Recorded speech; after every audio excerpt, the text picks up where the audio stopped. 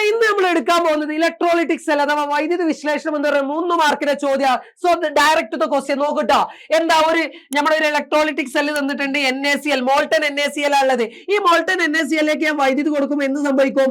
Na+ അതുപോലെ Cl- ആയിട്ട് മാറും. ഈ Na+ പോസിറ്റീവ് അല്ലേ, അത് നെഗറ്റീവ് ആയിട്ടുള്ള കാഥോഡിലേക്ക് പോകും. നെഗറ്റീവ് ആയിട്ടുള്ള Cl- പോസിറ്റീവ് ആയിട്ടുള്ള ആനോഡിലേക്ക് എന്ത് ചെയ്യും വരും. അപ്പൊ Cl- എന്ത് കഴിക്കും? ആനോഡാണ്. ഓക്സിഡേഷൻ നടക്കും. ഓക്സിഡേഷൻ നടക്കുമ്പോൾ Cl- എന്തായിട്ട് മാറും?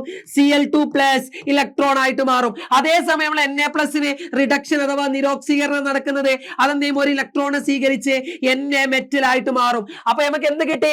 കാഥോഡില് സോഡിയത്തിന്റെ മെറ്റലും കിട്ടി, ആനോഡിൽ എന്ത് കിട്ടി? ക്ലോറിന്റെ വാദവുമാണ് നമുക്ക് കിട്ടിയത്. സോ സെറ്റിലെ മക്കളെ 3 മാർക്ക് ഉറപ്പിച്ചോ?